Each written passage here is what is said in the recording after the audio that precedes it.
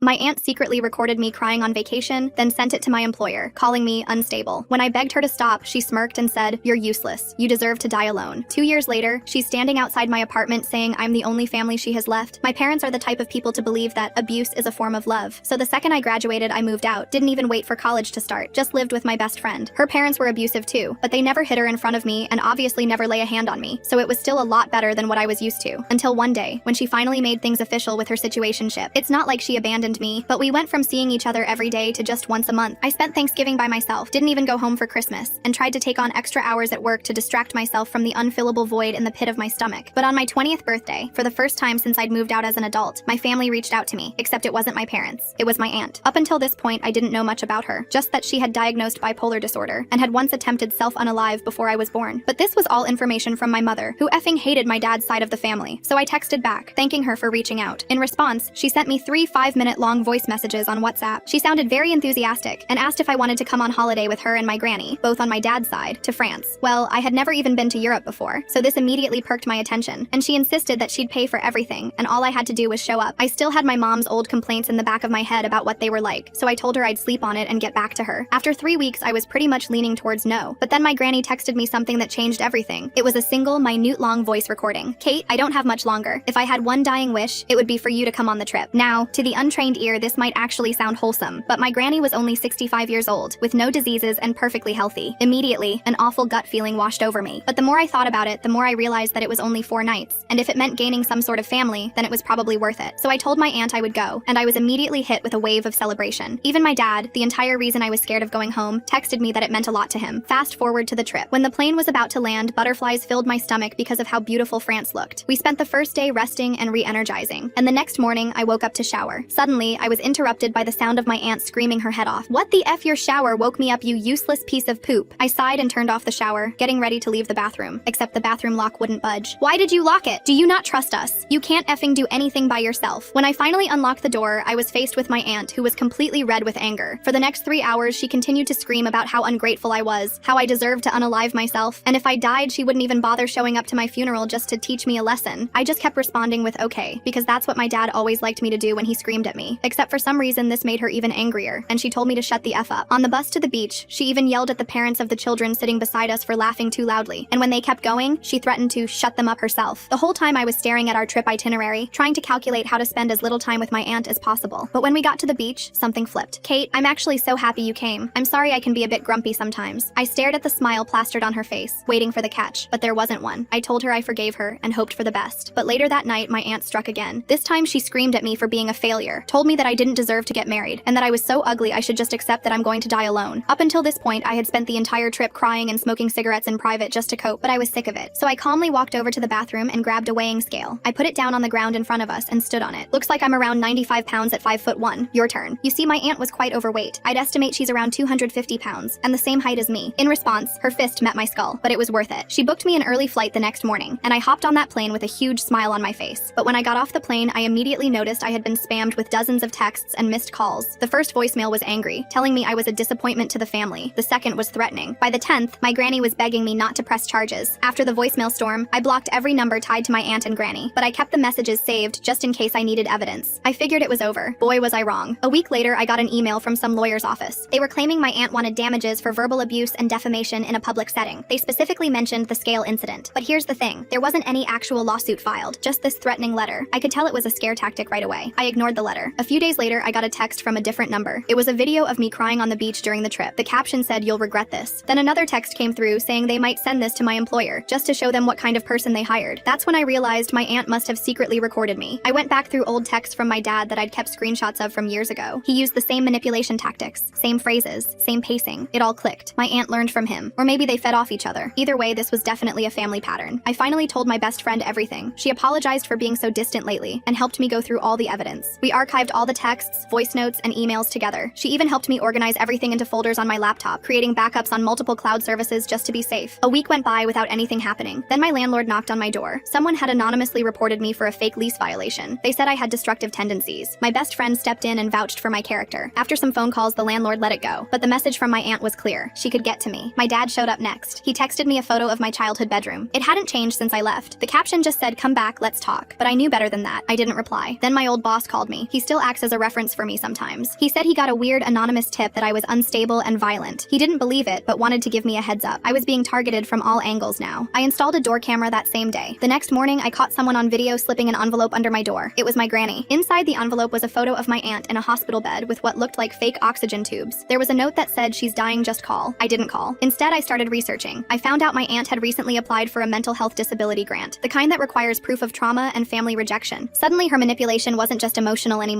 It was financial. She needed to play the victim. So I created a strategy. Every time they contacted me, I logged it. I built a timeline of everything. I also updated my resume and started applying to remote jobs across the country. If they were going to stalk my life, I was going to make it harder for them to reach me. The next call I got was my dad's voice. He said he was at a nearby cafe and just wanted to apologize. Curiosity got the best of me. I agreed to meet him, but only in public during daylight with my phone recording in my pocket. He played nice at first, but when I didn't fold, he slipped up and said, "You always ruin things for this family just like you and your mother always did." That was the final puzzle piece I needed. My mother had cut them off for a reason, and now I understood exactly why she had made that difficult decision. I pieced together that the entire trip was bait. My aunt didn't want reconciliation. She wanted leverage, photos, recordings, a way to smear me and paint herself as the unstable, heartbroken relative taking care of the family's difficult child. I hired a therapist the next week, not just for healing, but to build a record of the emotional harassment. The therapist, Dr. Martinez, was a middle-aged woman with kind eyes who specialized in family trauma. Her office had soft lighting and plants everywhere, creating a safe space I desperately needed. She helped me file a no-contact order, not court-mandated, but a personal boundary with teeth, written and notarized. When my aunt tried to post a public video shaming me online, I used the archived threats, recordings, and statements to shut it down via a takedown request. I cited harassment and defamation. The platform complied within 48 hours. My aunt spiraled after that. She sent final texts like, "You'll regret ruining this family, and I'm the only one who ever loved you." But the messages went unread. I had already blocked that number too. I decided to move. I never posted my new city anywhere. I got the remote job I'd applied for months earlier. My new landlord was an old friend's dad who knew the full story and kept an eye out for me. The apartment was small but had good locks, and a doorman who took his job seriously. 6 months later, I heard from my cousin. He was my aunt's son, but we'd never been close. He called from a number I didn't recognize, his voice barely above a whisper. He said quietly that he'd seen the recordings. She'd done this to other people. I wasn't the first, but I was the only one who ever stood up to her. That's when I knew the cycle stopped with me. But my aunt wasn't done yet. 2 weeks after my cousin reached out, I got a package at my new address. I don't know how she found it. Inside was a photo album from when I was a kid. Pictures of me at family gatherings looking miserable. Each photo had writing on the back in her distinctive handwriting. Things like "ungrateful even then" and "always ruining family moments." I threw the album in the trash. But the next day, another package arrived. This time it was my old stuffed animal from childhood, the one I'd left behind when I moved out. It had been cut open and stuffed with printed screenshots of my social media posts where I'd talked about being happy living away from family. The violation of that childhood comfort object hit me harder than I expected. My therapist told me to document everything, so I took photos of both packages before disposing of them. I also filed a report with the post office about suspicious mail. They said they'd keep an eye out but couldn't do much else without proof of actual threats. Then things escalated. My aunt started contacting my coworkers. She found them on LinkedIn somehow. She'd send them messages saying I was mentally unstable and they should be careful around me. Most of them ignored her, but a few asked me about it. I had to explain the whole situation multiple times, each conversation more exhausting than the last. My boss was understanding. She dealt with a stalker before and knew the signs. She helped me lock down my work profiles and made sure security knew not to let anyone claiming to be family into the building. Even though I worked remotely, I still went to the office sometimes for meetings. The next move was more personal. My aunt contacted my ex-boyfriend from high school. She told him I'd been spreading lies about him, which was completely false since I hadn't thought about him in years. He texted me confused, asking what was going on. I had to explain everything to him too. He was surprisingly supportive and blocked her immediately. That's when I realized she was going through my entire history. Anyone I'd ever been connected to online was fair game. I spent a whole weekend going through my social media and removing or blocking anyone I didn't actively talk to anymore. It felt like erasing parts of my life, but it was necessary. My dad tried again after that. He showed up at my old apartment building. My former neighbor texted me that some man was asking about me, said he was my father and needed to find me for a family emergency. She didn't tell him anything, but it scared me that he was physically looking for me. I called my mom for the first time in months. I'd been avoiding her because I didn't want to admit she was right about Dad's family, but I needed to know if they'd contacted her too. Turns out they had. My aunt had been calling her workplace trying to get information about me. My mom had hung up every time but was clearly shaken by the persistence. My mom offered to let me stay with her for a while, but I knew that would just make things worse. They'd see it as me running back to her side of the family. Plus, I'd worked hard to build my own life. I wasn't going to let them take that away from me. Instead, I invested in better security. I got a doorbell camera for my new place. I changed all my passwords and set up two-factor authentication on everything. I even got a new phone number and only gave it to people I absolutely trusted. The process took days and felt like building a fortress around my life, but my aunt found ways around everything. She started using different numbers to text me. Sometimes it would be random area codes. Sometimes it would be messaging apps I'd forgotten I had. Each message was more desperate than the last. She'd go from angry to sad to threatening within the same paragraph. One message stood out though. She claimed my granny was in the hospital for real this time. Heart problems. She sent a photo of medical paperwork, but when I looked closer, closer, the dates were wrong. The hospital name was misspelled. It was another fake. The effort she put into creating false documents was disturbing. I almost felt bad for her at that point. The amount of effort she was putting into this harassment was sad. She could have used that energy for literally anything else. But instead, she was consumed with trying to control me. My therapist helped me see the pattern. My aunt needed me to be the villain in her story. If I was the bad guy, then she didn't have to face her own problems. Every time I didn't respond, it challenged her narrative. That's why she kept escalating. The breaking point came when she contacted my best friend's parents. She told them I was a bad influence on their daughter, said I was involved with substances and dangerous people. Complete lies, but believable enough to cause concern. My best friend's mom called her immediately. They had a long conversation about what was really going on. Thankfully, her parents believed her, but it made me realize my aunt was willing to destroy any relationship I had just to get to me. That's when I decided to take more serious action. I couldn't get a restraining order without proof of physical threat, but I could make it harder for her to find information about me. I hired a service that removes personal information from data broker websites. It wasn't cheap, but it was worth it. I also started therapy twice a week instead of once. We worked on strategies for dealing with the anxiety her harassment caused. I learned breathing techniques for when I'd see an unknown number calling. I practiced responses for when people asked about the situation. Dr. Martinez even helped me write scripts for different scenarios. My aunt must have sensed she was losing control. Her messages became more frequent and more unhinged. She'd send 20 texts in a row, then nothing for days. She'd call from different numbers at 3 in the morning. She even tried to video call me from her laptop. Then came the email that changed everything. It wasn't from my aunt, it was from her daughter, Patricia. I barely knew Patricia. She was older than my cousin who'd reached out before. She'd moved away years ago and cut contact with most of the family. Patricia's email was long and detailed. She explained that our aunt had done this to her too. When Patricia was 18, she'd tried to leave for college. Our aunt had sabotaged her applications, called her schools, and spread rumors about her. Patricia had to defer for a year just to escape. She included dates, specific incidents, and even some old emails as proof. She also told me about other victims. Our aunt's former best friend who'd had to change her number 5 times. A neighbor who'd moved away after months of harassment. Even our aunt's ex-husband had similar stories. The pattern went back decades. Patricia offered to help. She'd kept records of her own experience. She had emails, voicemails, and even some recordings. She said if I ever needed backup, she'd provide it. It felt good knowing I wasn't alone in this. But my aunt must have found out Patricia contacted me, because the next day things got worse. She created fake social media profiles using my name and photos. She'd message people pretending to be me, saying horrible things. I had to spend hours contacting platforms to get them removed. Each fake profile was more elaborate than the last, complete with stolen photos and fabricated life events. She also started showing up places, not directly approaching me but being nearby. I'd see her car in the parking lot of the grocery store. She'd be sitting in the coffee shop across from my gym, always just far enough away that I couldn't prove she was following me. Sometimes she'd be reading a newspaper, pretending not to notice me. Other times she'd be on her phone, angled just so I could see her watching me. My therapist called it ambient abuse. She wasn't directly confronting me but making sure I knew she was there. It was designed to make me paranoid and anxious. And honestly, it was working. I started changing my routines, taking different routes to work, shopping at different times. My dad got involved again too. He sent me a letter, an actual physical letter to my new address. In it, he said he was disappointed in how I was treating the family. He claimed my aunt was just trying to help me. He said I was being dramatic and selfish. The letter was 3 pages long, each word carefully chosen to make me feel guilty. I wanted to write back and explain everything, but I knew it wouldn't matter. He'd already chosen his side, or maybe he'd always been on that side and I just hadn't seen it clearly before. Either way, his letter went into my evidence folder with everything else. Then my aunt tried a new tactic. She started contacting my friends' employers. She'd call restaurants where they worked and complain about them. She'd leave bad reviews mentioning them by name, all because they were associated with me. One friend, Marcus, almost lost his job because of it. His manager got 3 complaints in 1 week about him being rude to customers. Security footage proved he hadn't even worked during those times, but it still made his work environment stressful. He had to explain the situation to his boss and HR, which was humiliating for him. That's when my friends started pulling away, not because they blamed me, but because they couldn't handle the drama. I understood, but it still hurt. My aunt was succeeding in isolating me just like she'd planned, but I wasn't going to give up. I started researching more about harassment laws in my state. I found out that what she was doing could qualify as stalking if I could prove a pattern, so I organized everything chronologically. Every text, email, package, and sighting went into a detailed timeline. I color-coded everything by type of harassment and created a master spreadsheet. My therapist connected me with a victim's advocate. She reviewed my evidence and said I had a strong case, but she also warned me that getting law enforcement involved could escalate things further. My aunt might see it as a challenge and get worse. I decided to try one more thing first. I had Patricia help me draft a cease and desist letter, not from a lawyer but from me. Clear, direct, and documented. We spent hours getting the wording exactly right. I sent it certified mail to my aunt's house and kept the receipt. The letter must have struck a nerve, because within hours of delivery, my phone exploded with calls and texts. Not just from my aunt, but from my granny, my dad, and cousins I hadn't heard from in years. They all had the same message. I was tearing the family apart. But something interesting happened. My cousin Raymond, who I'd barely talked to before, sent a different kind of message. He said he understood why I sent the letter. He'd been watching our aunt's behavior get worse over the years. He offered to talk to her, to try to get her to stop. I thanked him but said I didn't think it would help. I was right. When Raymond tried to intervene, our aunt turned on him too. She accused him of taking my side and betraying the family. She started harassing him the same way she'd been harassing me. That's when other family members started to notice the pattern. my aunt couldn't help herself. When challenged, she'd lash out at anyone, even those who'd supported her before. Raymond started sharing his experience with other cousins. Slowly, people began to see the truth, but my aunt doubled down. She created a family group chat and added everyone she could. Then she started posting my crimes against the family. She shared edited versions of our conversations. She posted photos from the France trip with captions about how awful I'd been. She even created a timeline of my supposed offenses going back to childhood. The group chat backfired, though. People could see how obsessed she was, how she'd twist innocent things into major offenses, how she'd contradict herself from one message to the next. Some family members started defending me. Others just left the chat. My granny tried to play peacemaker. She called me from a number I didn't recognize and begged me to apologize. She said my aunt was just hurt and needed closure. I asked her what exactly I should apologize for. She couldn't give me a real answer. That's when I realized my granny was part of the problem. She'd enabled my aunt's behavior for years, always making excuses, always asking others to accommodate her. She'd rather keep a false peace than address the real issues. I told my granny that I'd already tried to set boundaries respectfully. I'd been harassed for months as a result. I wasn't going to apologize for protecting myself. She cried and said I was being cruel, but I held firm and ended the call. The next few weeks were a mix of quiet and chaos. Some days nothing would happen. Other days I'd get dozens of messages from new numbers. My aunt was cycling through prepaid phones, creating new email addresses, trying any way to contact me. She even tried going through my work. She called pretending to be a client who needed to speak with me urgently, but my boss had briefed reception about the situation. They took messages but never put her through. My workplace became a safe zone from her reach. Then Patricia called me with news. Our aunt had started harassing her again too. Apparently she'd figured out that Patricia had been helping me. Now Patricia was getting the same treatment. Constant calls, messages, threats about ruining her life. But Patricia was prepared this time. She'd been through it before and knew what to expect. She'd already locked down her information and warned her employer. She said our aunt was getting sloppy, making mistakes that could be used against her. And she was right. My aunt accidentally sent me a text meant for someone else. In it, she detailed her plan to show up at my workplace and cause a scene. She mentioned the exact date and time she planned to do it. I immediately forwarded it to my boss and building security. Sure enough, she showed up, but security was ready. They politely told her she wasn't on the visitor list and asked her to leave. When she refused and started yelling, they escorted her out. The whole thing was caught on security cameras from multiple angles. That footage became crucial evidence. It showed her attempting to disrupt my workplace after being told not to contact me. It showed her getting aggressive with security guards who were just doing their job. It proved that her harassment was escalating to physical locations. My victim's advocate said this was exactly what we needed. Combined with all the digital harassment, we could now show a clear pattern of stalking behavior. She helped me file the paperwork for a protective order. Not a full restraining order yet, but a first step. The hearing was scheduled for 2 weeks later. I was nervous but determined. I organized all my evidence into a binder. Screenshots, transcripts, photos, everything in chronological order. Patricia agreed to provide a written statement about her own experience. But my aunt found out about the hearing. I don't know how, but she did. And she panicked. The messages increased to hundreds per day. She created dozens of fake profiles to contact me. She sent emails to my work pretending to be different people. She also tried to turn the family against me completely. She told everyone I was trying to get her arrested, that I was being vindictive and trying to destroy her life. Some believed her, but more and more were starting to see through her lies. My dad called me the night before the hearing. He begged me not to go through with it. He said it would destroy our aunt and tear the family apart. I told him she'd already done that herself. He said I'd regret this for the rest of my life, but I didn't back down. I'd spent too long letting this family walk all over me. I'd tried to be nice, tried to set boundaries quietly. None of it worked. The only thing they understood was consequences, and it was time for my aunt to face some. The morning of the hearing, I woke up to more messages, but I didn't read them. I got dressed in my most professional outfit, gathered my evidence, and headed to the courthouse. My best friend came with me for support. Patricia couldn't make it, but sent her statement and a supportive text. As I walked up the courthouse steps, I felt scared, but also strangely calm. The morning air was crisp and clear, and I took a deep breath before pushing through the heavy glass doors. The security line was longer than I expected, giving me time to steady my nerves. This was the right thing to do, and I knew it. Whatever happened next, I was taking control of my life back. The hearing itself was pretty straightforward. I presented my evidence to the judge. She looked through everything carefully, asking me questions about specific incidents. I kept my answers short and factual, just explained what happened and when. My aunt showed up halfway through. She tried to interrupt several times, but the judge shut her down, told her she'd get her turn to speak. When she finally did, she went on this long, rambling story about how I'd always been difficult, how she'd tried to help me, and I'd rejected her love. The judge asked her about the fake social media profiles. My aunt claimed she didn't know what the judge was talking about. Then the judge showed her the screenshots with IP addresses that matched her home internet. My aunt went quiet after that. She tried to explain the workplace incident as a misunderstanding, said she just wanted to talk to me. The judge asked why she didn't respect my request for no contact. My aunt said family doesn't work that way. That family should always be there for each other. The judge granted the protective order. My aunt wasn't allowed to contact me directly or indirectly. She couldn't come within 500 feet of my home or workplace. She couldn't use third parties to harass me. If she violated any of these terms, she'd face criminal charges. My aunt's face went red when the judge read the terms. She started yelling about how unfair this was, how I was destroying the family. Security had to escort her out while she was still screaming about me being ungrateful. I thought that would be the end of it. The legal system had spoken. She'd face real consequences if she continued. But I underestimated how deep her need for control went. 3 days after the hearing, my cousin Gloria called me. She said our aunt was having a breakdown. She'd locked herself in her room and wouldn't come out. She was posting nonstop on social media about being victimized by the legal system. I felt bad for about 2 seconds. Then Gloria told me the rest. Our aunt was was planning something. She'd been talking about how the protective order didn't matter, how she knew ways around it, how I'd pay for humiliating her. Gloria was scared. She'd lived with our aunt on and off for years and had never seen her this unstable. She asked if she could stay with me for a while. I wanted to help, but knew that would just give my aunt another way to track me down. Instead, I connected Gloria with Patricia. They worked out a plan for Gloria to stay with Patricia temporarily. It was safer for everyone that way. Gloria packed her stuff and left while our aunt was at one of her therapy appointments. When my aunt discovered Gloria had left, she lost it completely. She called every family member accusing me of stealing Gloria away. She said I was turning everyone against her, that I was systematically destroying her life, but her behavior was doing that all on its own. Family members who'd stayed neutral before started distancing themselves. My uncle Peter, who'd always defended her, told her she needed professional help. She responded by accusing him of being in on the conspiracy against her. Then she made a mistake, a big one. She used my granny's phone to text me. Just one message saying she knew where I lived and I couldn't hide forever. But that single text violated the protective order, and I had proof it came from her because my granny called right after, apologizing and explaining what happened. I filed a police report that same day. The officer took it seriously since there was already a protective order in place. They said they'd investigate and likely press charges. This wasn't just family drama anymore. It was criminal harassment. My aunt must have realized she'd messed up because suddenly the direct contact stopped, but she found other ways to get to me. She started a blog about family alienation. Never used my name, but wrote detailed stories about an ungrateful niece who'd torn her family apart. She'd post these long emotional entries about how much she missed her family, how she'd been betrayed by someone she'd tried to help, how the legal system had failed her. Some distant relatives who didn't know the full story started sharing her posts. I documented everything but didn't engage. My therapist said responding would just feed into her narrative. Better to let her spiral on her own. And spiral she did. The blog posts got more unhinged over time. She started contradicting herself, mixing up details, revealing more than she intended. Patricia sent me screenshots of the posts with notes about which parts were completely fabricated, like the story about how she'd paid for my education. I'd worked 2 jobs to put myself through community college, or the claim that she'd taken me in when I was homeless. I'd never been homeless and certainly never lived with her. Then Raymond reached out with interesting news. Our aunt had been calling extended family members trying to borrow money. She claimed she needed it for legal fees to fight the unjust protective order. But Raymond did some digging and found out she'd been fired from her job months ago. Apparently she'd been missing work to stalk me, calling in sick on days when security footage showed her at my workplace, using company computers to create fake profiles. Her employer had documented everything before letting her go. This explained why she'd been getting more desperate. Without income, she couldn't maintain her lifestyle. She'd been living off credit cards and savings. The France trip that started all this? Turned out she'd maxed out a credit card to pay for it. My dad finally started to see the truth when she asked him for money. She told him it was my fault she'd lost her job, that I'd called her employer and lied about her. But when he asked for details, her story kept changing. He called me for the first time in months, not to apologize, but to ask what really happened. I told him about the protective order, the stalking, the harassment. I offered to show him the evidence. He said he needed time to process everything. Meanwhile, Gloria was thriving at Patricia's place. She'd gotten a job and was saving up for her own apartment. She told me our aunt had been financially controlling her for years, taking most of her paycheck for rent while barely letting her leave the house. Gloria also revealed more about our aunt's past behavior, how she'd driven away multiple romantic partners with her possessiveness, how she'd sabotaged Gloria's attempts at dating, how she'd convinced Gloria that no one else would ever care for her like family did. It was textbook abuse tactics, isolation, financial control, emotional manipulation, the same things she'd tried with me but cranked up to 11 because Gloria had lived with her. Patricia confirmed she'd experienced similar treatment before escaping. Then the police finally took action. They charged my aunt with violating the protective order and cyberstalking. The blog posts, the fake profiles, the text from my granny's phone, it all added up to a clear pattern of criminal behavior. She was arrested at home. Gloria heard from neighbors that she'd tried to resist and had to be restrained. She spent a night in jail before my granny bailed her out, but now she had real criminal charges to deal with. Her lawyer contacted me trying to work out a deal. If I dropped the charges, she'd agree to permanent no contact. I told him I wasn't the one pressing charges, the state was. He seemed surprised that I wouldn't help her out of family loyalty. My dad called again after the arrest. This time he was angry at me, said I'd gone too far getting her arrested. I reminded him that she'd violated a legal order, that she'd had months of chances to stop. He said I was being vindictive. I realized then that he'd never really change. He'd always enable her behavior just like my granny did. They'd rather protect the abuser than acknowledge the abuse. It was easier than admitting they'd been wrong about her. The criminal case moved slowly. There were hearings and delays and legal procedures I didn't fully understand, but I showed up when needed and testified truthfully. My aunt pleaded not guilty and tried to claim mental health issues as a defense. During this time, more family truth came out. My cousin Christine reached out to share her own story. Our aunt had interfered with her wedding planning years ago, calling vendors to cancel things, spreading rumors about the groom, trying to convince Christine she was making a mistake. Even my Uncle George, my dad's brother, admitted our aunt had caused problems in his marriage. She'd convinced his first wife that he was cheating, created fake evidence and everything. The marriage ended in divorce before he learned the truth. All these stories painted a picture of decades of manipulation and control. Our aunt had been doing this for years to anyone who got close to the family. I was just the first one to fight back with legal consequences. The blog got worse during the legal proceedings. She'd write about being persecuted for loving too much, about how mental health stigma was being used against her, how the family court system was broken. She started gaining followers who didn't know the real story. But Patricia was smart. She created her own blog documenting the truth, not attacking our aunt, but just laying out facts with evidence. Every lie our aunt posted, Patricia countered with receipts, screenshots, dates, documentation. It was beautiful to watch. Our aunt tried to get Patricia's blog taken down for harassment, but Patricia had been careful. Everything she posted was factual and backed up with evidence. The platform reviewed and found no violation. Our aunt's complaint actually drew more attention to Patricia's blog. Then came the final court date. Our aunt had to either take a plea deal or go to trial. Her lawyer had been pushing for the plea: probation, mandatory therapy, and permanent no contact. No jail time if she complied. It was more than fair. But our aunt couldn't admit guilt. She insisted on going to trial, said she wanted to tell her side of the story. Her lawyer looked defeated. He knew how bad the evidence was, but she wouldn't listen to reason. The trial was short. The prosecution presented all the evidence: the fake profiles, the blog posts, the workplace incident, the violated protective order. They even had testimony from other family members about her pattern of behavior. Our aunt took the stand against her lawyer's advice. She rambled about family loyalty and how I'd betrayed her. She admitted to creating the profiles but said it was only to check on me because she cared. She admitted to the blog but said it was therapy for her pain. The jury deliberated for less than 2 hours, guilty on all counts. The judge sentenced her to 6 months in jail, 2 years probation, mandatory therapy, and a permanent restraining order. She also had to pay restitution for my therapy costs and security measures. Our aunt screamed when they read the verdict. Had to be dragged out of the courtroom yelling about injustice. My granny sobbed in the gallery. My dad walked out without looking at me, but I felt nothing but relief. She served 4 months with good behavior. During that time, the family finally had peace. Gloria got her own apartment. Patricia and I became closer friends. Even some cousins who'd been distant reached out to reconnect. When she got out, our aunt had to wear an ankle monitor. She couldn't use the internet without supervision. She had to attend therapy twice a week. She had to stay away from me and anyone else who'd testified. My granny tried one more time to get me to forgive her, said our aunt had learned her lesson. That jail had changed her, that she just wanted to apologize and move on. I said she could apologize by respecting the restraining order. Last I heard, our aunt was living with my granny and working at a grocery store. She'd lost her professional license due to the criminal conviction. Some family members still talked to her but kept their distance. Others cut her off completely. My dad and I don't talk anymore. He chose his side and I chose mine. It hurts sometimes, but not as much as staying in that toxic dynamic would have. My mom and I rebuilt our relationship though. She was proud of me for standing up to them. Gloria, Patricia, and I formed our own little family unit. We have monthly dinners where we don't talk about our aunt at all. We just enjoy each other's company and build new memories. Healthy ones without manipulation or control. I still go to therapy, but less often now. The hypervigilance faded over time. I stopped checking for her car everywhere I went. Stopped jumping when unknown numbers called. Started feeling safe in my own life again. Sometimes I wonder if things could have been different. If she'd gotten help earlier, or if the family hadn't enabled her for so long. But I can't change the past. I can only protect my future. And my future doesn't include people who think abuse equals love. The restraining order is permanent, but I don't think she'll violate it again. Jail time has a way of making consequences real. Plus, she's got too much to lose now with probation. One violation and she goes back inside. I kept all the evidence though, just in case. It's backed up in multiple places. Patricia and I joke that we could write a handbook on dealing with family stalkers. Maybe someday we will. For now, we're just living our lives. The whole experience taught me that family isn't about blood. It's about respect and boundaries and actual love. Not the controlling, possessive kind my aunt offered, but the supportive kind that lets you be yourself. I'm doing well now. Got promoted at work. Started dating someone who understands my family situation. Even took a trip to Europe on my own terms. No screaming aunts or fake medical emergencies. Just me enjoying the freedom I fought for. Looking back, that France trip was the best thing that could have happened. Not because it was good, but because it finally showed me the truth. Sometimes you need to see the mask slip completely before you can walk away for good. My cousin Raymond still updates me occasionally. Our aunt apparently tells people I ruined her life, but most of the family knows better now. They saw the evidence. They watched her spiral. They know who really destroyed those relationships. The blog is gone now, taken down as part of her probation terms. But screenshots live forever on Patricia's counter blog, a permanent record of what really happened, in case anyone ever needs reminding. I don't hate my aunt. I nothing her. She's just someone I used to know who couldn't respect boundaries. Someone who thought love meant control. Someone who learned too late that actions have consequences. And that's all she'll ever be to me now.